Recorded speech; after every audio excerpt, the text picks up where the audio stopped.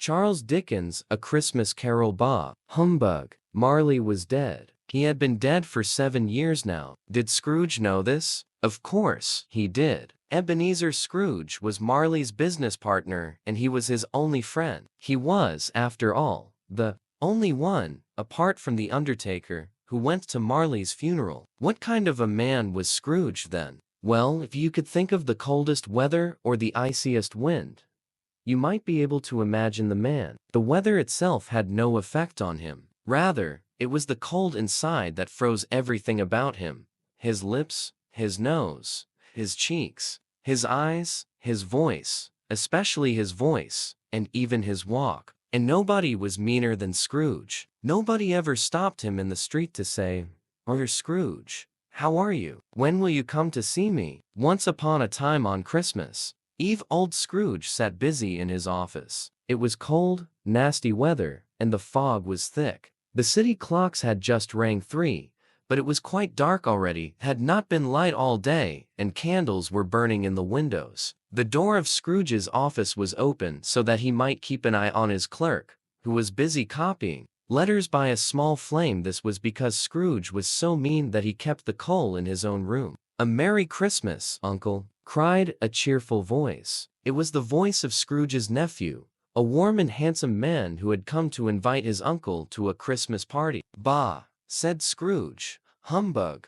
Christmas a humbug, Uncle," said Scrooge's nephew. "You don't mean that, I am sure." "I do," said Scrooge. "Merry Christmas? You are too poor to be merry, and you are too rich not to be," said his nephew. "What is Christmas?" said Scrooge. "But a time for paying bills and a time for finding yourself a year older. I do not need Christmas, and Christmas does not need me. Keep Christmas in your own way, and let me keep it in mine." "Keep it?" repeated Scrooge's nephew. "But you don't keep it." "Let me leave it alone, then," said Scrooge. "Why be so happy? Christmas hasn't ever made you any money." "There are many things in this world that are good, but not money-making," replied the nephew. "And Christmas is one of them. It is a kind, forgiving, charitable, pleasant time. The only time in the year when men and women open their closed hearts and think of others. And so, Uncle, though Christmas has never made me any money, believe that it has done me good, and will do me good. And I say, God bless it." An applause was heard in the next room. "Let me hear another sound from you," barked Scrooge to his clerk, "and you'll keep your Christmas by losing your position." "Don't be angry, Uncle. Come, have dinner with us tomorrow."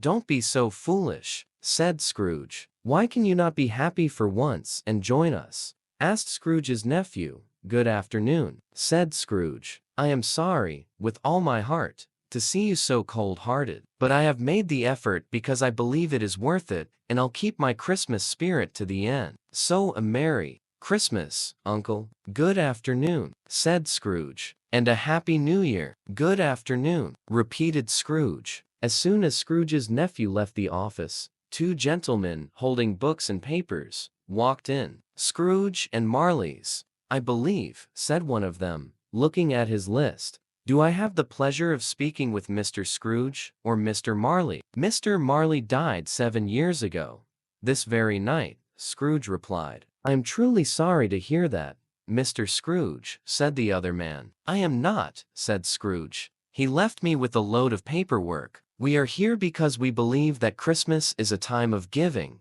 and who might need this more than the poor and homeless?" said the first. "Are there no prisons?" asked Scrooge. "Many prisons," said the other. "I'm very glad to hear it," said Scrooge. "But we feel that the poor and homeless should also share in our joy and happiness, and prisons can hardly do that. Because of this, we are raising money for them, and would very much like people to help. Perhaps you too would like to help?" "Gentlemen," replied Scrooge, "I do not help people who cannot help themselves. If the poor are poor, it is for a reason. Now, good afternoon, gentlemen, and please close the door on your way out." Having little hope that Scrooge would change his mind, the gentlemen left. The fog, meanwhile, had thickened. Night had fallen on the world outside. The cold outside became so intense that people started lighting fires in the streets. The brightness of the shops, whose windows were decorated with holly, made cold faces reddish as they passed. The carol singers were out, their voices heard full of happiness. One of these stopped outside Scrooge's office, but at the sound of, "God bless you, merry gentlemen, I've had enough," Scrooge slapped his ruler with such noise bang that the young voice left screaming. At last, closing up time came in the office. A smile came across the clerk's face as he blew his candle out and put his hat on. "You'll want all day tomorrow, I suppose?" said Scrooge. "It's Christmas, sir, and it only comes once a year," said the clerk. "A poor excuse. You'd better be here even earlier the next morning," said Scrooge. The clerk promised that he would, and Scrooge walked out complaining. After locking up the office, the clerk made his way home to Camden Town, dancing merrily on the snow as he thought about spending Christmas with his family. Scrooge had his sad dinner in his usual sad tavern. Once he had finished it and read all the papers, he made his way home. Scrooge lived in the same house which had once belonged to Marley. It was a nasty old place where no normal person would like to live. Now, you must believe that there was nothing very special about the knocker that hung on the door, except that it was very large. You must also believe that Scrooge had seen it, night and day, when he came back from work and when he went to work. As soon as Scrooge put his key in the door, the knocker seemed to change before his very eyes. Not a knocker, but Marley's face. Marley's face. It was not an angry face, but looked at Scrooge as Marley used to, with ghostly glasses on its ghostly forehead. The hair was strangely wavy, the eyes wide open, and the color bluish. It was horrible, but as Scrooge fearfully stared at it, the face changed back into the knocker again. Scrooge quickly turned the key, walked in, and shut the door with a bang. As he lit his candle, Scrooge turned to see if the screws that held the knocker were in the right place. They were. He walked hurriedly across the hall, up the stairs to his rooms, and double-locked his own door. Sitting room, bedroom, all as it should be. Nobody under the table, nobody under the sofa. A small fire in the fireplace, spoon and basin ready, and the little saucepan of porridge on the cooker. Nobody under the bed, nobody in the closet, nobody in his dressing gown, which was hanging on the wall. Quite satisfied, Scrooge took off his tie, put on his dressing gown and slippers, and his nightcap, and sat down in front of the fire to eat his porridge. He couldn't stop thinking of old Marley. "Humbug," said Scrooge as he finished. After carefully looking around the room with his short eyes, he noticed an old disused bell that hung in the room. With rising fear, he saw the bell begin to swing. Left, right, left, right. It swung so softly that it hardly made a sound, but soon it rang out loudly, and so did every bell in the house. And although this might have lasted half a minute or a minute, it seemed like an hour. The bells stopped as soon as they had begun, together, and from down deep in the house came a metallic noise, as if some person were pulling a heavy chain. Somewhere in the house a door flew open with a bang. The noise grew louder and louder and louder still, on the floors below. It slowly came up the stairs, and was coming straight towards his door. "It's humbug still," said Scrooge. "I won't believe it." The color in his face changed though, when the ghostly form of a man came through the heavy door, and passed into the room before his very eyes, now facing him. "I know him," cried Scrooge. "Marley's ghost. The same face, the very same, but with a handkerchief wrapped around his head and chin. Was it keeping his jaw from falling down? Marley in his pigtail, usual waistcoat, tights and boots. The chain he was pulling was tied around his waist. It was long, and was made of cash boxes, keys, and steel padlocks. His body was transparent." Scrooge could still not believe his eyes, even with Marley's death-cold eyes fixed on him. "What do you want with me?" said Scrooge. "Much." Marley's voice. "No doubt about it. Who are you?" "Ask me who I was." "Who are you then?" said Scrooge, raising his voice. "There's something familiar about you. In life I was your partner, Jacob Marley," said the ghost. "You don't believe in me?" "I don't," said Scrooge. At this the spirit made a frightful cry, and shook its chain with such a noise that Scrooge held on tight to his chair to save himself from falling. But how much greater was his horror when the spirit, taking off the bandage round its head, dropped its jaw upon its chest. Scrooge fell upon his knees, and held his hands before his face. "Mercy!" he cried. "Oh, why are you haunting me?" "I have come for you," said the ghost. "I have come to warn you." "Warn me? About what?" said Scrooge. "Here, look," said the ghost, pointing to the chain around him. "I made this chain. I made it when I was alive, and I made it from my greed and from my selfishness. Do you not recognize its cash boxes?" "Jacob," begged Scrooge. "Old Jacob Marley, tell me more. Speak to me of a bright future, Jacob." "There is none," the ghost replied. "I can only tell you that you too will carry your own chain if you do not change. I am trapped myself, trapped forever, no rest, no peace, and nobody to share my troubles with. All happiness gone, forever and ever." "But you always were a good businessman, Jacob," said Scrooge. "Business!" cried the ghost. "Charity, mercy, and love should have been my business, Ebenezer. Hear me," said the ghost. "My time is nearly gone, but yours is just beginning. You will be haunted by 3 spirits." "I cannot," said Scrooge. "Without their visits," said the ghost, "you cannot change your future, and you cannot become a better man. The first will come tomorrow, at 1 o'clock. The second on the next night at the same time. The third on the next night as soon as you hear the last stroke of 12. Be prepared, Ebenezer, and remember my words." The spirit then folded his handkerchief about his head and walked backwards, and with every step it took, the window raised itself a little, so that when the ghost reached it, the window was wide open, and then it was gone. Scrooge closed the window, and examined the door by which the ghost had entered. It was double locked, as he had locked it with his own hands. He tried to say, "Humbug," but stopped himself halfway, and as he was completely exhausted, it had not, after all, been a regular day. Scrooge went straight to bed, without taking his clothes off, and very quickly went to sleep. And you shall fly with me. When Scrooge woke, it was so dark that, looking out of bed, he could not see his window. He was trying to focus his eyes on certain objects in his room when the bells of a nearby church started to ring. Suddenly remembering what Marley's ghost had told him, he listened for the hour, counting. The clock rang 12. He still, thankfully, he thought, had 1 hour. So he got out of bed and crawled to the window. He had to rub the frost off with the sleeve of his dressing gown before he could see anything. Even now, he could only see that it was still very foggy, and it was still very cold. Scrooge went back to bed, and thought, and thought, and thought. Marley's ghost bothered him. He could hardly believe that anyone, and not just anyone, for,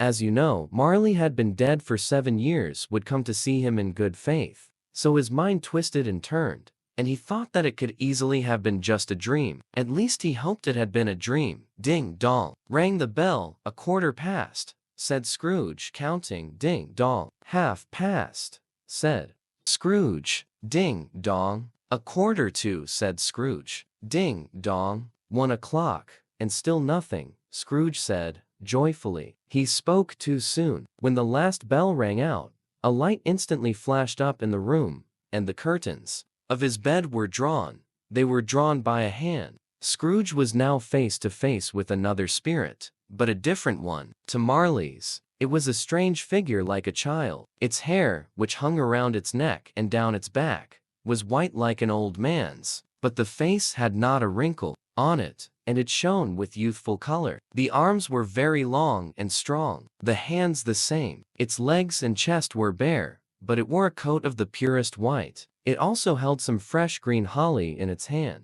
But the strangest thing about it was that from the top of its head there flashed a bright clear light, which lit all before it. "Are you the spirit who has come to help me?" asked Scrooge, with fear in his voice. "I am." The voice was soft and gentle. "Who and what are you?" Scrooge demanded. "I am the ghost of Christmas past." "Whose past?" asked Scrooge. "Your past," said the ghost. "But why?" asked Scrooge nervously. "Because you must understand your past, if you are to change your future." The ghost put out its strong hand as it spoke, and took him gently by the arm. "Rise, and walk with me." Scrooge rose, but finding that the spirit was walking towards the window, held his dressing gown tightly. "I am human," Scrooge argued, "and I am in danger of falling." "Put your hand in mine," said the ghost, and you shall fly with me's." These words were spoken.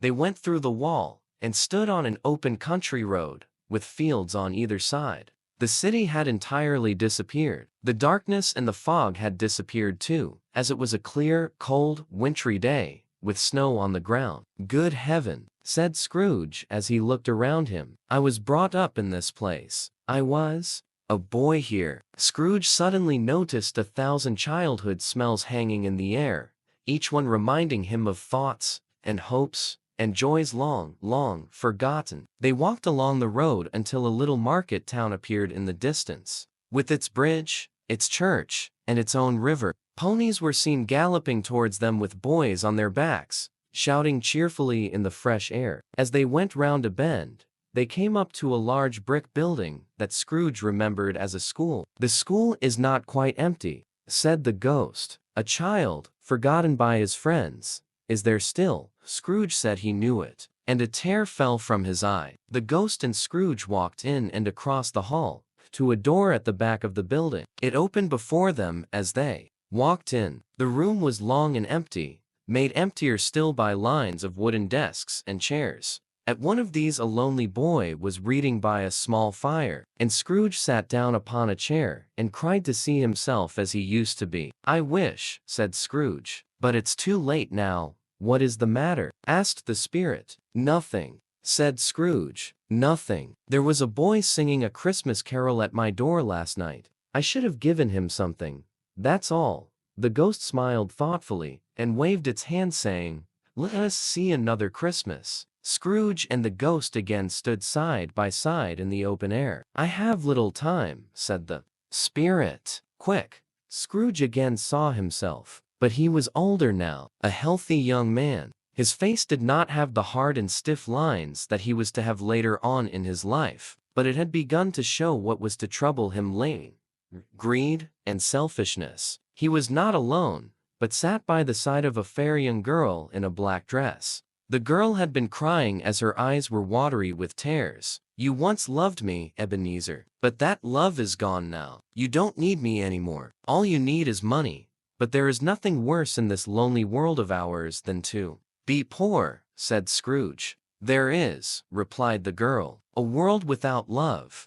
But love alone does not put food on our table," said Scrooge thoughtfully. "You fear the world too much," she answered gently, "which is why, with a full heart, I have to let you go. You have decided your future and do not need me with you. May you be happy in the life you have chosen." She walked away from him. Scrooge wanted to call out to her, wanted to hold her, wanted to be with her forever and ever. But the ghost explained to him that these were just memories, shadows, of a world that had been. "Please take me home," cried Scrooge. "Is it not enough that I have seen my heart break again?" At this, the spirit burned with light, and Scrooge was aware of being exhausted and back in his bedroom, of being in his own bed. He instantly fell into a heavy sleep, dreaming of his younger self.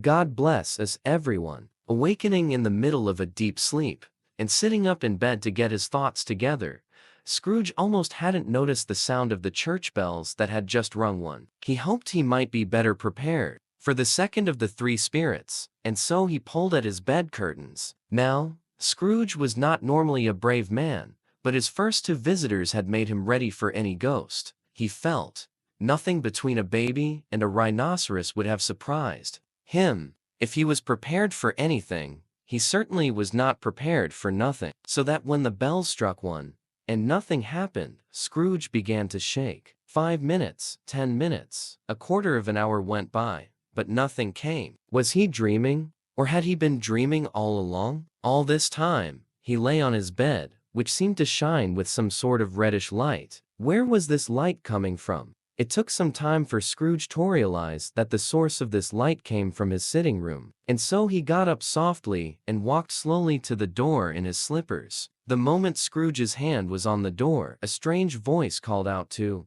him by his name, and asked him to enter. He did as he was told. It was his own room, there was no doubt about that, but it had been transformed in a surprising way. The walls and ceiling were hung with living green, so that it looked a perfect garden, from every part of which he could see berries shining in the calm light. The crisp leaves of mistletoe reflected back the light, Like many mirrors, a great fire went up the chimney, warming everything before it. Heaped up on the floor, to form a kind of throne, were turkeys, geese, chicken, strings of sausages, mince pies, plum puddings, red-hot chestnuts, juicy oranges, and bowls of punch, that made the room clouded with a delicious steam. And on the throne there sat, comfortably, a giant, glorious to see, and holding a torch, from which shone a reddish light. "Come in," said the ghost. "Welcome, Ebenezer. Come in." Scrooge entered the room, but did not want to meet the spirit's eyes. "I am the ghost of Christmas present," said the spirit. "Look at me." Scrooge did as he was told. It was clothed in one simple green coat with white fur. Its chest was bare. It was not wearing any shoes, and on its head it wore a wreath, shining with icicles. Its dark brown curls were long and free as its kind face, its shining eyes, its open hand, its cheerful voice. "Touch my coat," said the ghost. Scrooge, knowing what was expected of him, did so, and held it tight. The mistletoe, red berries, turkeys, geese, chicken, meat, sausages, pies, puddings, fruit, and punch, all suddenly disappeared. So did the room, the fire, the reddish light, the hour of night, and they stood in the city streets on Christmas morning. Despite the cold, and it was very cold, people were making a rough but not unpleasant kind of music, removing the snow from the pavement in front of their houses. Carts were making deep marks in the snow, crisscrossing each other along the great streets. The sky was dark, and the smallest streets were full of snow, half melted and half frozen. There was nothing very cheerful in the climate or the town, and yet there was cheerfulness in the air. Where was it coming from? It soon became obvious. The people who were lifting snow were happy, calling out to one another from rooftops, and sometimes even throwing snowballs. As Scrooge and the spirit walked through the wintry streets of this pleasant neighborhood, a true Christmas spirit was in the air. The grocers, the fruit sellers, and even the butchers were still half open and smelt wonderful, especially the grocers with special tea and coffee, fruits and nuts, its sticks of cinnamon and other spices, its French plums, and much, much more. Perhaps it was the generous nature of the good spirit that gave them direction, or perhaps it was his sympathy with all poor men. Whatever it was, they soon arrived at the four-roomed house of Scrooge's clerk, Bob Cratchit, and it was then that Scrooge saw what he had never seen before, or thought possible, a family caught in the moment. They were not very well dressed, their shoes were far from being waterproof, and their clothes were old. Nor was their house properly dressed with comfortable pieces of furniture. Another sign of their poverty came from the kitchen, where a goose was cooking instead of the usual Christmas turkey. But they were happy, grateful, and pleased with one another, and the time they had together. Mrs. Cratchit was making the sauce. Their eldest son, Master Peter, was preparing the potatoes with great energy. A daughter, Miss Belinda, was sweetening up the applesauce. Another, Miss Martha, was cleaning the cooker, and Bob himself took his youngest, Tiny Tim, beside him in a tiny corner at the table, which was neatly laid out for their Christmas dinner. As far as Scrooge could see, the only complaint that this family could have with life was that Tiny Tim carried a little crutch with him. The family sat down at the table and said prayers. This was followed by a pause, as Mrs. Cratchit, looking slowly all along the knife, prepared to cut the goose, and when she did, a sound of happiness was heard around the table. Even Tiny Tim weakly cried hurrah. When they had finished with their delicious dinner, the table was cleared, Theffler swept, and the fire made up. They sat down by it, ready, with a compote of fruit and some chestnuts. They lifted their mugs, when Bob proposed, "A Merry Christmas to us all, my dears. God bless us," which they all joined in. "God bless us, everyone," said Tiny Tim, the last of all, and the scene disappeared before Scrooge's eyes. To Uncle Scrooge, Scrooge and the spirit found themselves on the streets again. By this time it was getting dark, and snowing quite heavily, and as they walked along, the brightness of the fires in the kitchens and living rooms was wonderful. Christmas was in the air. There was no doubt about it. And now, without a word of warning from the ghost, they stood upon an empty field, where lots of stones were around. It looked like a graveyard for giants. Down in the west, the sun was going down fast, its light changing from golden yellow to red. A few moments later, it looked at this untouched view for a second, like a silent eye, and going lower, lower again. Well, darkness fell over the world like a cold blanket. "What place is this?" asked Scrooge. "A place where miners live, who work in the earth," answered the spirit. "But they recognize me. See!" A light shone from the window of a hut, and quickly they moved towards it. Passing through the wall of mud and stone, they found a cheerful group of people sitting around a bright fire. An old man and woman, with their children and their children's children, and another generation again, all dressed brightly in their holiday clothes. The old man was singing them a Christmas song. It had been a very old song, even when he was a boy, and from time to time they all sang with him. It seemed as if they sang in time with the wind's own music outside. The spirit did not stay, but asked Scrooge to hold his coat, and high above the land, flew where? Not to sea. To sea. They flew past ships. They flew past lighthouses. They flew past islands. But wherever they saw human life,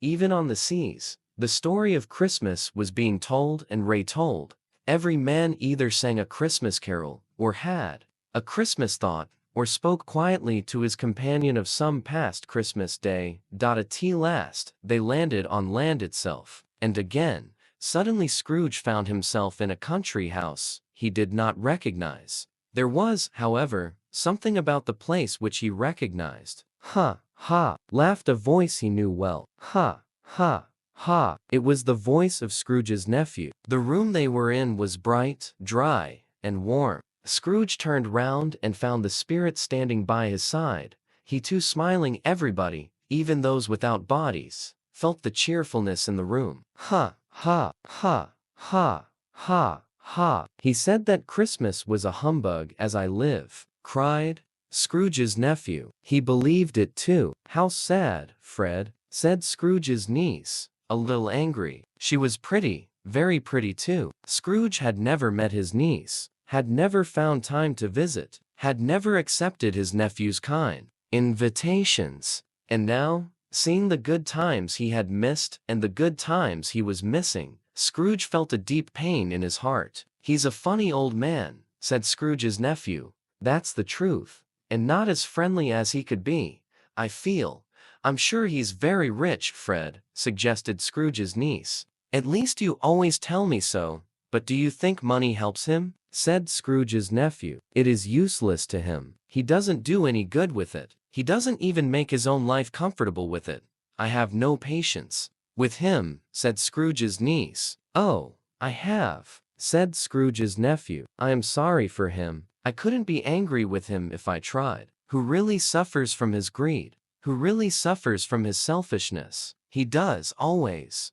"What makes you think he cares?" asked Scrooge's niece. "Well, take his Christmas. He doesn't visit us, and he certainly doesn't visit anyone else. I believe that, because of this, he loses some very nice moments in life. I am also sure that his thoughts could never give him the friendship we all need, either in his cold office or in his dark rooms. I would like to give him the same chance every year, whether he likes it or not, because I feel sorry for him. He may think Christmas a humbug, as he says, but I am sure that he can't stop thinking about it, especially if he sees me, in a good mood, year after year, and saying, 'Uncle Scrooge, how are you?'" "I suppose you are right," said Scrooge's niece. "Here is a glass to his health and happiness, anyway," said Scrooge's nephew, raising a glass of warm wine for his uncle. "I hope that he may one day find the happiness that belongs to us all." "To Uncle Scrooge." "Well, to Uncle Scrooge," she agreed, doing the same. "A Merry Christmas and a Happy New Year to the old man, wherever he is," said Scrooge's nephew. Scrooge suddenly had a strange feeling of warmth as he heard these words. Words of hope, words of love. If only he could thank them for their thoughts and for their toast. If the ghost had given him time. Instead, the whole scene disappeared before his very eyes, and Scrooge once again found himself traveling. They saw much more, the spirit and and traveled far too, but the end was always the same. Happy. The spirit stood by sick beds, and they were cheerful. By hard-working men, and they were patient. By poverty, and it was rich. Wherever they went, love seemed greater than all life's worries put together. This truly was a world where love could rule, Scrooge thought. And when Scrooge saw all this, in only one night, but it seemed like forever, he noticed too, that while he stayed the same, the spirit appeared to grow older, clearly older. Are spirits' lives so short? Asked Scrooge. Life upon this world is very brief, replied the ghost. It ends tonight, cried Scrooge. Tonight at midnight. Our time together is coming to an end. And almost as soon as the spirit had said this, the bell rang 12. They were back in Scrooge's bedroom now. Scrooge turned and looked for the ghost, but did not see him. Instead, as the last bell stopped ringing, he remembered Marley's words and, lifting his eyes, saw a dark figure coming, like a fog along the ground, towards him. The last of the spirits, the ghost, slowly came towards Scrooge. When it came near him, Scrooge bent down and knelt by it. The air around seemed full of unhappiness. It was wearing a deep black coat, which hid its face, so that the only thing that Scrooge could see was his hand. He felt that the ghost was tall, but he was too afraid to look up. But that was all he knew, since the spirit neither spoke nor moved. Scrooge only felt fear in his heart. "Are you the ghost of Christmas future?" asked Scrooge. The spirit did not answer, but pointed with its hand. Although Scrooge was used to these visits by now, he was completely unprepared for the dark spirit. His legs grew weak and started shaking under him, and as he prepared to follow the spirit's hand, Scrooge found that he could hardly stand. "Ghost of the future," he cried, "I fear you more than any spirit I have seen. But as I know your purpose is to do me good, and as I hope to live to be a different man from what I was, I am prepared to bear your company, and do it with a thankful heart. Will you not speak to me?" It gave him no reply. The hand was pointing straight before him. The ghost moved away as it had come towards him. Scrooge followed in the shadow of its dress, which took him up, he thought, and carried him along. The city lay in front of them. They were, in fact, in the heart of it. Merchants hurried up and down the streets, with the money in their pockets, and sometimes stopping to converse with others. The spirit flew on into a narrow street. Its finger pointed to two people meeting. Scrooge knew these men, and knew them well. They were men of business, very rich, and of great importance. "How are you?" said one. "How are you?" returned the other. "Well," said the first, "Old Scratch has finally died, hey?" "So I am told," returned the second. "Cold, isn't it? As usual in Christmas time. You're not a skater, suppose, are you?" No, much too busy for that." "Good morning." Not another word. That was their meeting, their conversation, and their parting. Not knowing what to think about this conversation, Scrooge turned towards the spirit, and all he was faced with was an outstretched hand pointing in another direction, this time into a poor part of town. It was Camden Town, and it had changed since Scrooge knew it. The ways now were dirty, the shops and houses falling down, the people half naked, drunken, ugly. The whole quarter smelt of crime, of dirt, and unhappiness. The sad ghost and Scrooge walked on till they reached the house of Bob Cratchit, Scrooge's clerk. Scrooge felt as though he had just visited his clerk's house, but this time seemed very different. The happiness and laughter that once filled the house had changed to bitter unhappiness. This was the scene that met Scrooge's. In a corner sat Bob Cratchit crying like a child, with two of his own children sitting beside him. Mrs. Cratchit holding one of them, trying hard to kiss away her husband's tears. There were no words of warmth, and there were no voices of hope. This awful vision was made more painful by the complete stillness in the scene. Nothing and nobody moved. Scrooge soon saw why his clerk's family was so unhappy. In the corner of the room stood an empty chair with a small crutch leaning next to it. Tiny Tim, the joy of this family, had been taken from them. "Spirit," said Scrooge, tears beginning to fill his eyes, "why has the child died?" The ghost said nothing. The scene had changed again, and this time, They were facing an entrance gate to some overgrown churchyard. The old iron gate made a metallic noise as the spirit moved through it. Scrooge stood still, and could not follow the spirit. A deathly fear had taken hold of him. The spirit stood among the graves, and pointed down to one. Scrooge waited, his legs going dead under him. The finger pointed from the grave to him, and back again. "No, spirit, I beg you," said Scrooge. Still the finger was there. Scrooge slowly walked towards it, shaking, and following the finger, read on the stone of the lonely grave the name,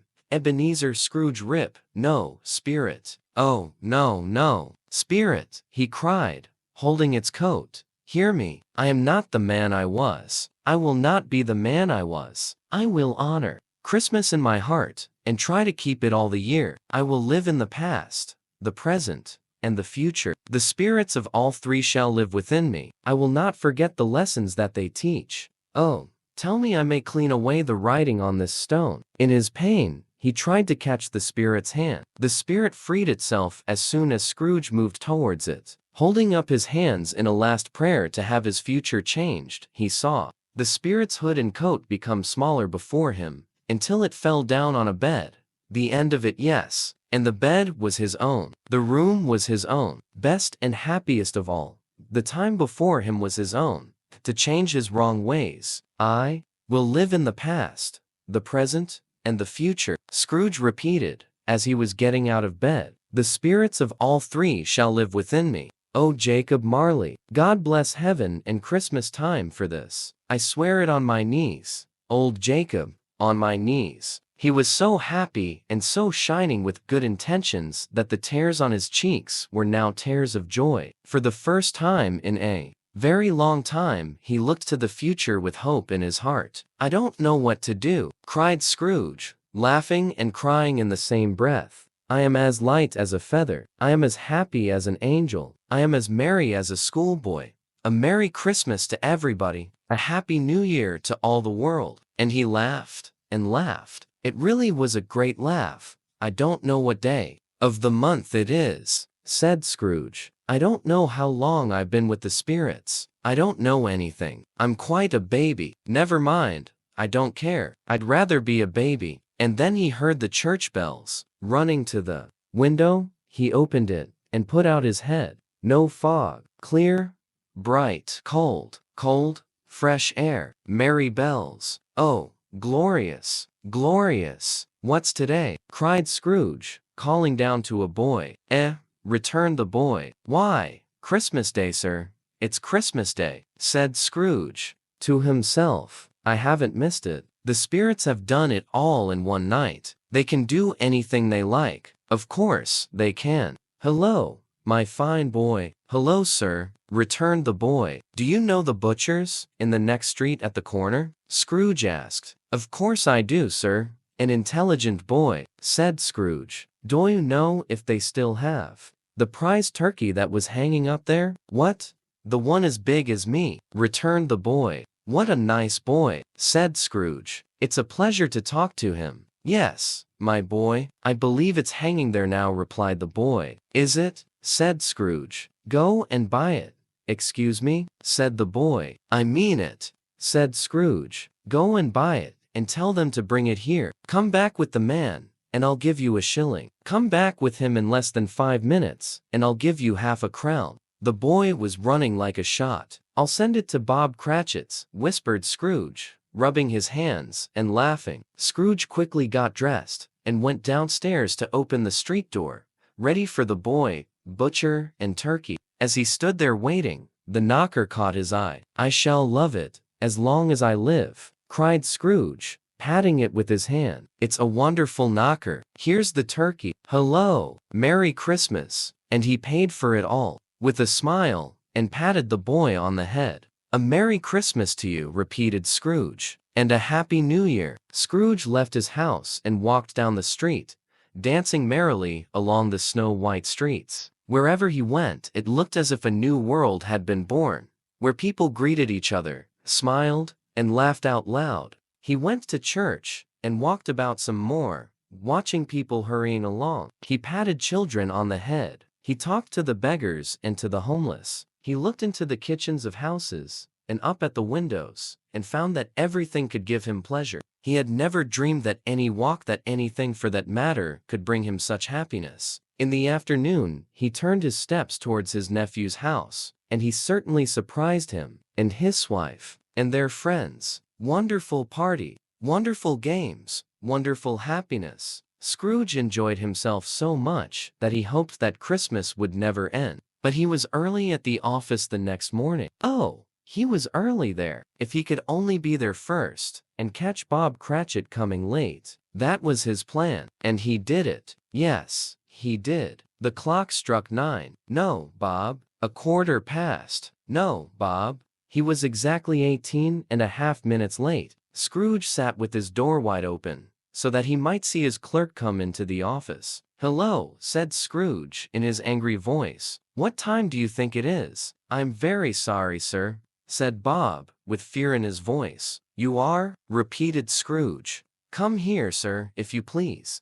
"It's only once a year, sir," begged Bob. "It will never happen again, sir, please."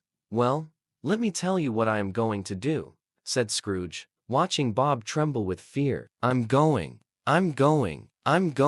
to raise your salary." Bob did not know what to think. He just stood there with his mouth open, not able to move a finger. "A Merry Christmas, Bob," said Scrooge as he hugged him. "A merrier Christmas, Bob, my good man, than I have ever given you. I'll raise your salary. I'll try and help your family in any way I can, and we'll discuss your situation this afternoon over a bowl of Christmas soup, Bob." And Scrooge meant it too. He did it all, and a lot more, to Tiny Tim, who did not die. He was a second father. He became a friend to all, and his own heart laughed. May that truly be said of us, and all of us. And so, as Tiny Tim once said, God bless us, everyone.